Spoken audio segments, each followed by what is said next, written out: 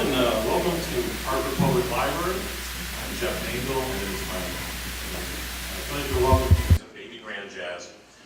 This is the second week of 16 concerts in our new series, and we're in a new location, the Center for Contemporary Culture, while we renovate the downtown library to welcome the University of Connecticut's new Hartford campus.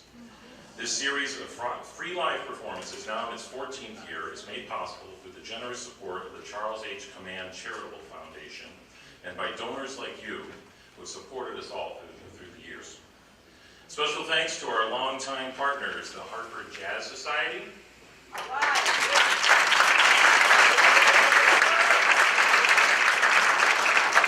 WWUH 91.3 FM,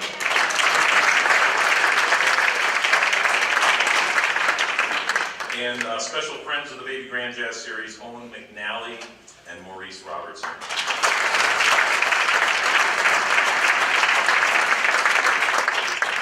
Please take a moment to silence all cell phones and electronic devices. In case of an emergency, our library staff will assist you to the exits. On your way out today, you'll see a donation box. Please consider donating to support jazz and other wonderful programs we have for all ages here at our library. The musicians will have music for sale in the back of the room after the performance. Today we welcome the Sherry Winston trio, and Sherry lives in Connecticut. She'll be performing with Nick Bariluk on piano and keyboards, and Steve Clark on bass.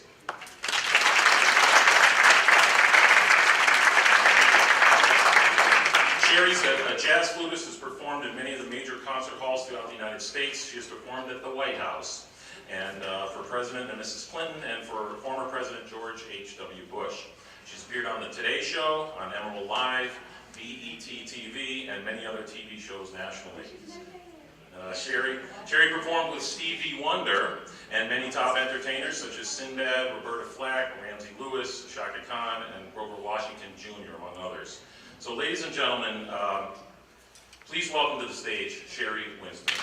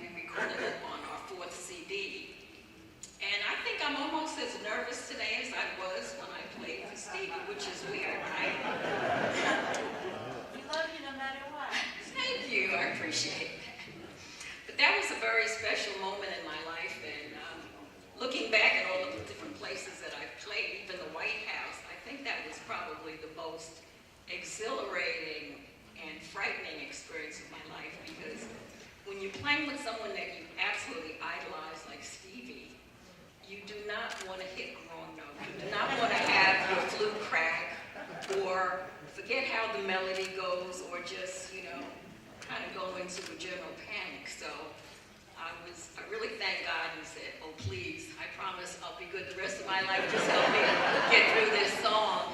And luckily, he was sitting there. He was surrounded by women. Everybody wanted to touch him and talk to him and say something special about their favorite song.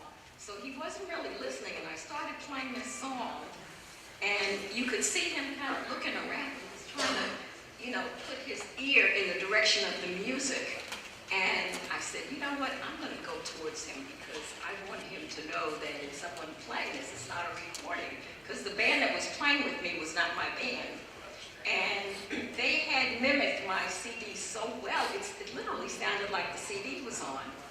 So I started walking towards him, and finally he realized, oh my God, somebody's playing.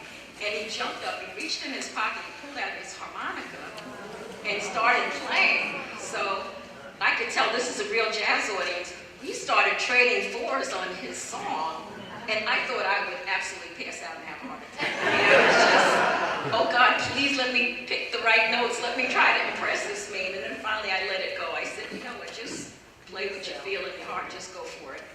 And it was the most incredible time. There's nothing that equals it. And he was so gracious. He didn't want to stop playing, so he said, come on, let's go up on stage. And we walked up on stage, and we just stretched out the song. It must have been 10 minutes, and it was just good.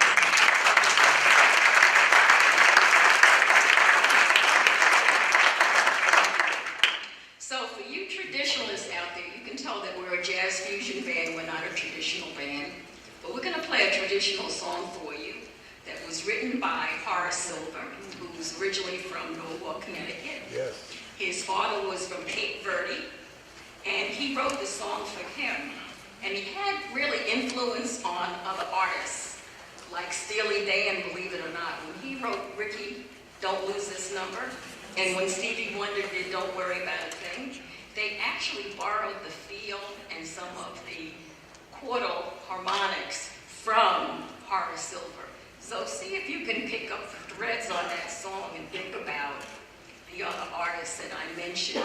And I'd like to dedicate this song today to Maurice Robertson for his love of jazz. Thank you. And also, Maurice was the person that let me know about the series and wanted me to try to send my information in so that I could be a part of this wonderful series. So thank you so much, Maurice. Thank you. Thank you. Oh, thank you. See, this is why this man has been with me 27 years.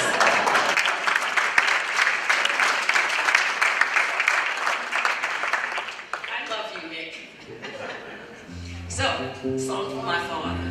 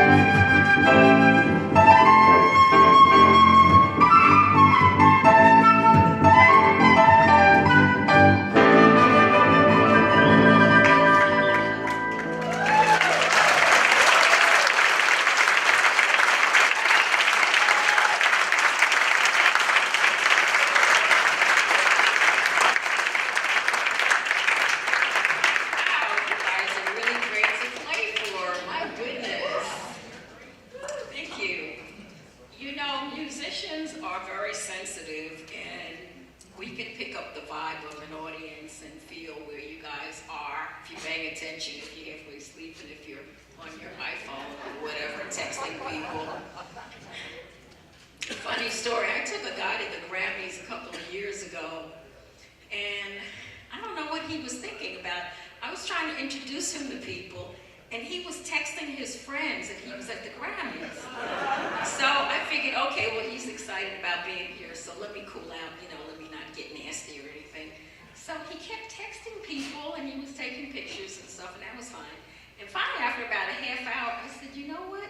We're actually here. When you put your phone down, we could enjoy it. Do you know he never put the phone down? I'm serious. I couldn't believe it. He missed the whole Grammys because he was on Instagram, he was on Facebook, he was telling all his friends he was with me. And okay, I was flattered, that he was happy to be with me. But guess what? I was not happy to be with him. Because he wasn't there.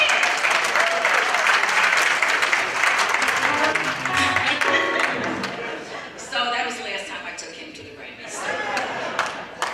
Anyway, on a more positive note, that song was called Morning Star, and it was written by a former bass player of ours, and it turned out to be one of the most played and requested songs nationally on radio. So I have kept it in the repertory, and just, that song feels fresh every time I play it, and a lot of our repertory we've had for a while, and Nick can tell you he's lived through all of these songs with me recording them and also performing them, and a song is really good when you can play it and bring something fresh to it each time, and it just touches your heart when you perform it. And this next song is sort of like that. This was the first song I ever recorded. It's called Do It For Love, and it was written by a gentleman from Barbados who was in my band. He was a guitar player. He wrote this song, and he says, this will be your first CD. And when I got there, I was so scared. I mean, the flute was jumping, I was jumping, I could hardly play.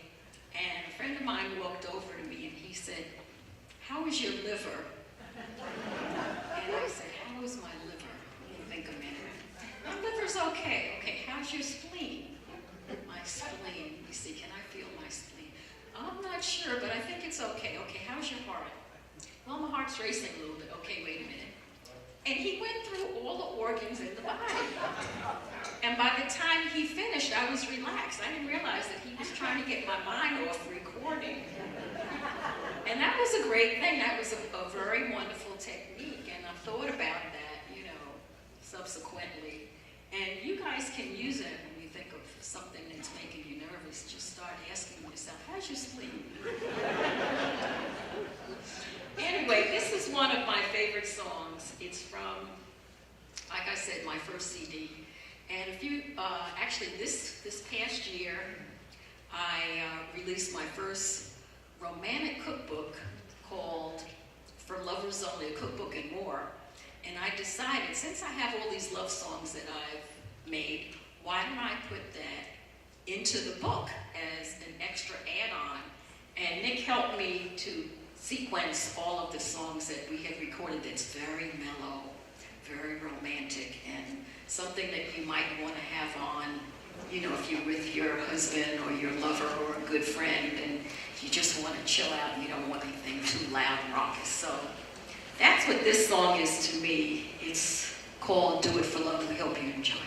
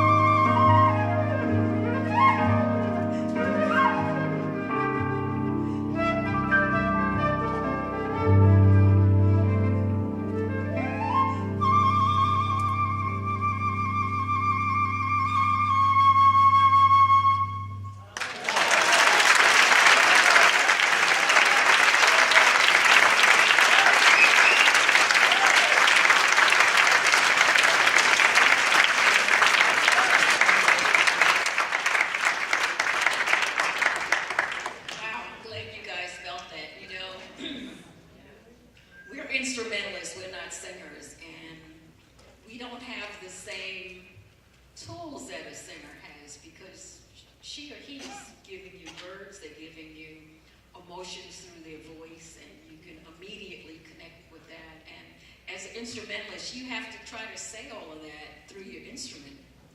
And oftentimes when I'm first learning something, like if it's a Stevie Wonder song and it has words to it, I'll actually look at the words, I'll have them printed out, and look at them and try to see what the person that wrote the song was trying to convey, and let that hopefully come through my instrument. And in order to do that, you have to have the right atmosphere, and this is the right atmosphere, believe it or not. You would think that a library is cold, but the room is only as warm as the people that are in it.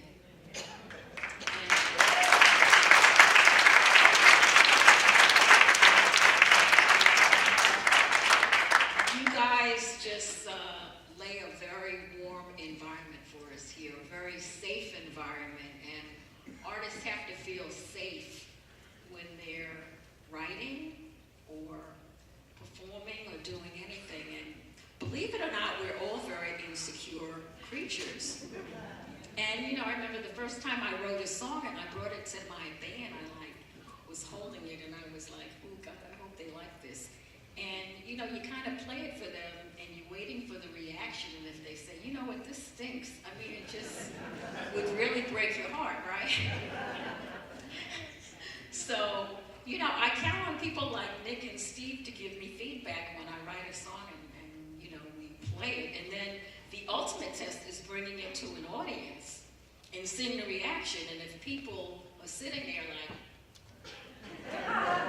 you know, if they do that 2 or 3 times, you know, guess what? I better pull that song because it's not getting over.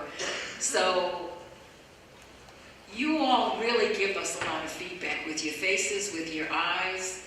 You know, you may not think we can see you, but we can see you out there, and it affects you. If somebody is grimacing, you know, you just wonder, did I play a wrong note? You know, do they not like the song? So you can really affect. Just remember that the next artist that comes in here, that we can really see you and feel you, and really we thrive off your faces and your spirit, and we feel that when we're performing. So thank you for your beautiful spirit out there. We appreciate that.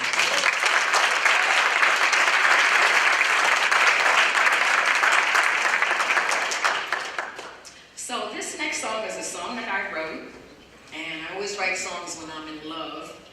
And best time. And even if the person goes away, I still have the song left. So that's pretty cool. That's the good part about it. So this is called Mr. D's Funky Sweet, and it's from my last CD, my 6th CD. And the one right after that, I'm not going to announce it, will be, and I'm going to give you a little test. This is a song that was written in 1937, and it comes from the Broadway play Babe in Arms. It was written by 2 gentlemen, a composer and a lyricist. It's been recorded over 1,300 times by over 600 artists.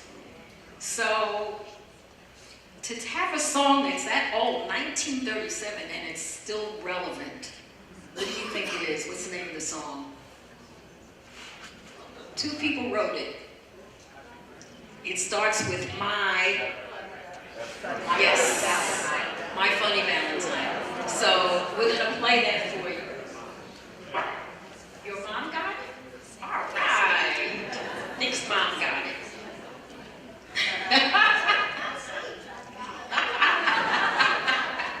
God bless you. Okay, so Mr. D's Funky Sweet and My Funny Valentine. And just think about this is relevant for next month, but it's also relevant for right now, because with what's going on in the world, we really need more love, and we need to support and love each other. That's all I'll say.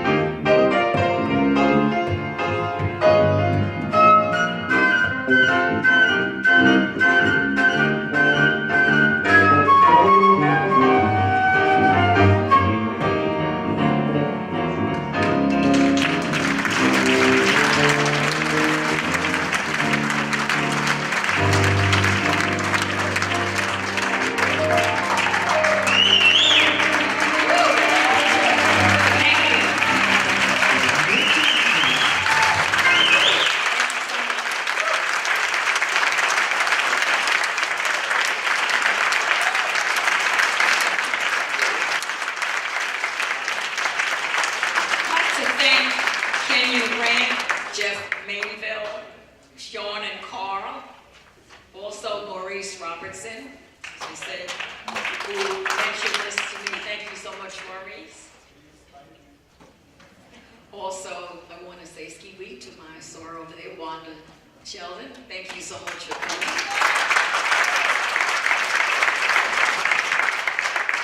Now for the gentlemen that are on the stage with me. Nick Barlock has done a piece for the Barbara Walters special Turning Point, also an HBO special, Sports and the Silver Screen, on the Black Side, a War on Poverty. He's also toured Russia, Greece, and believe it or not, Uganda. Nick Barlock.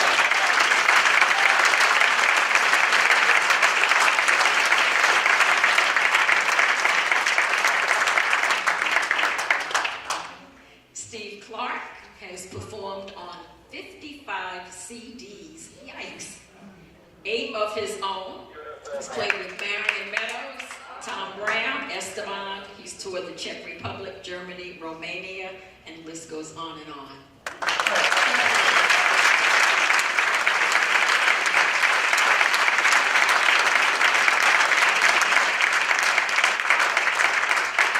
So, our time has gotten away from us. I can't believe that we're almost at 4 o'clock. It's like kind of crazy. I feel like we just got started here. So, I've got a bunch of songs more to play, but I can only play one more. So you have a choice of an original, a couple of love songs that I wrote, kind of funky, Life is Love and Love is You, Love and Marriage, or we can do a Stanley Tarantine song, sort of a traditional in our own funky way called Sugar. All right, that's easy. Okay, and I'd like to mention that I've got a charming young lady back there that's going to be helping me with my CD and book sales, Blanche. Thank you, Blanche. She drove all the way up from White Plains, so I really appreciate that. Helped me today. So, you don't have to buy anything. I'd love to see you guys back there. Just sign the mailing list so you'll know where we'll be playing around the state and New York, New Jersey. We play all over the country and abroad, but we'd like to keep in touch with you and let you know what we're doing. And I've got a TV show that's going to be coming up on News 8, February 14th, and it's going to be featuring me cooking, not performing, but cooking from my cookbook. So look out for that. It's probably going to be around 9 o'clock in the morning. And I'm not sure what I'm going to cook yet, but I'm probably going to cook some chicken wings. So that's easy to bring to the station and, pop in the oven, hopefully. We'll see how that goes. So anyway, you guys have been an incredible audience. You've been an absolute joy to perform for. And, like Prince and Stevie Wonder and all those people that stay on the stage 3 hours, I feel like I could just stay up here. I feel like I just got up here. So thank you for giving us such a real response. So Stanley Tarant's team's Sugar.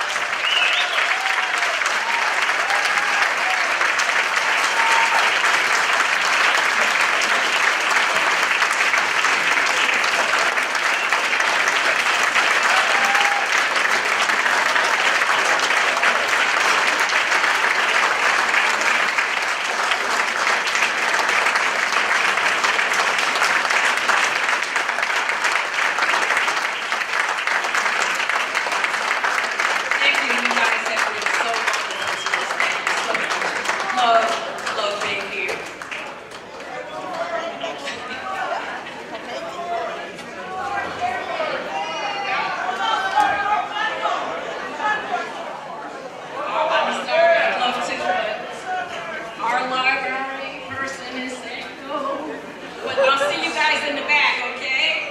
I would love to, but we've just been told